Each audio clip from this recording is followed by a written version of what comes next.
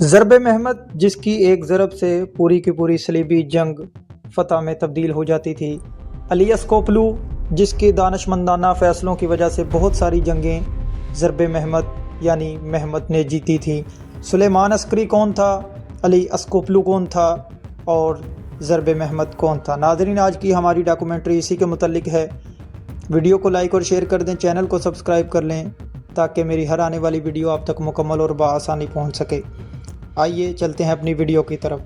ڈرامے کا مرکزی کردار محمد ترکی زبان میں ایک عام لفظ ہے جو ترکی فوجیوں کے لیے پیار اور احترام کا اظہار کرتا ہے۔ تقریباً چھوٹا محمد یا محمد سپاہی جیسا معنی ہوتا ہے۔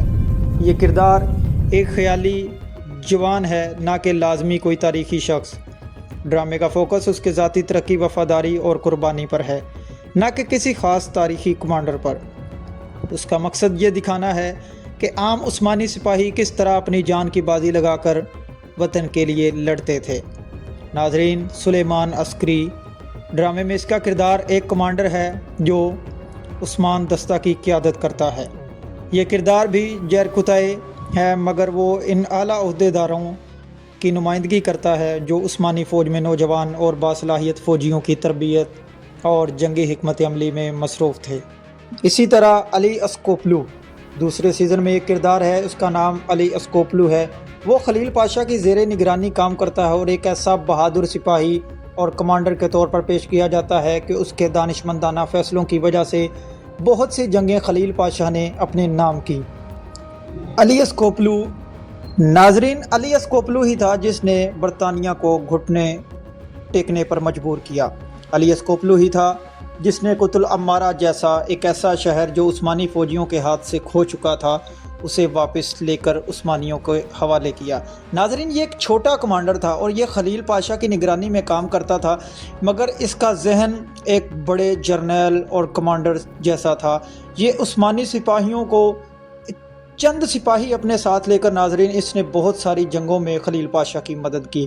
اس نے قطل عمارہ میں ایسے دھماکے کیے اور قطل عمارہ کو برطانیہ کے لیے ایسے بند کر دیا جیسے پنجرے میں ایک پرندے کو رکھا جا سکتا ہو۔ ان کے کھانے پینے کی اشیاء اس نے چرائیں، ان کے اسلحہ خانہ میں دھماکے اس نے کیے تاکہ خلیل پاشا جب جنگ کے لیے قطل عمارہ آئے تو برطانیہ کے پاس لڑنے کے لیے نہ کھانے کے لیے کچھ ہو اور نہ لڑنے کے لیے ہتھیار ہوں۔ اسی وجہ سے خلیل پاشا نے اپنا وہ قلعہ نہیں چھوڑا اور آخرکار برطانیہ کو صلح کے لیے خلیل پاشا کے پاس جانا پڑا۔ خلیل پاشا کے ساتھ جیسے ہی صلح ہوئی تو علی اسکوپلو کو بتایا گیا کہ اب یہ برطانیہ والے قطل عمارہ کو چھوڑ کر بھاگنا چاہتے ہیں، جس پر انہوں نے برطانیہ نے راتوں رات، ناظرین، اس میں جو دریا بہہ رہا تھا وہاں ایک پل بنایا، لکڑیوں کے ساتھ پل، جس سے وہ راتوں رات بھاگنا چاہتے تھے، اور شمالی طرف جو خلیل پاشا کا ایک دستہ تھا اس پر حملہ کر کے بہت سارے سپاہی، عثمانی سپاہیوں کو شہید کرنا چاہتے تھے۔ یہ چال ان کی صرف اور صرف سمجھ سکتا تھا تو علی اسکوپلو ہی سمجھ سکتا تھا۔ علی اسکوپلو نے راتوں رات ایک تیر تیار کیے اور ایک کمان تیار کی اور ایک ایسی بوتلیں تیار کی، ناظرین، جس کے اندر پیٹرول ڈال کر ان کو اوپر سے بند کیا گیا اور ایک گھلیل بنا کر اسے پل کے اوپر پھینکا گیا اور بعد میں ایک تیر کی مدد سے اسے آگ لگا کر ان کا وہ پل تباہ کر دیا گیا۔ آخرکار یہ ہوا، دن چڑھا تو برطانیہ کے پاس سوائے ہتھیار ڈالنے کے اور کچھ نہ تھا۔ خلیل پاشا قطل عمارہ میں اپنی فوج کے ساتھ داخل ہوئے اور برطانیہ نے وہاں گھٹنے ٹیکے اور قطل عمارہ بالکل خلیل پاشا کے حوالے کیا۔ لیکن جو برطانیہ کا ایک کمانڈر تھا وہ ہرگز یہ نہیں چاہتا تھا، وہ مرنا چاہتا تھا، لیکن قطل عمارہ عثمانی سپاہیوں کے ہاتھ میں کبھی بھی نہیں دینا چاہتا تھا۔ تو ناظرین، اس نے خلیل پاشا کے اوپر حملہ کرنے کا منصوبہ بنایا، جس پر علی اسکوپلو نے اس کا وہ جو چال تھی اس کو بھانپ لیا اور اس کے ساتھ لڑنے کے لیے پہنچا۔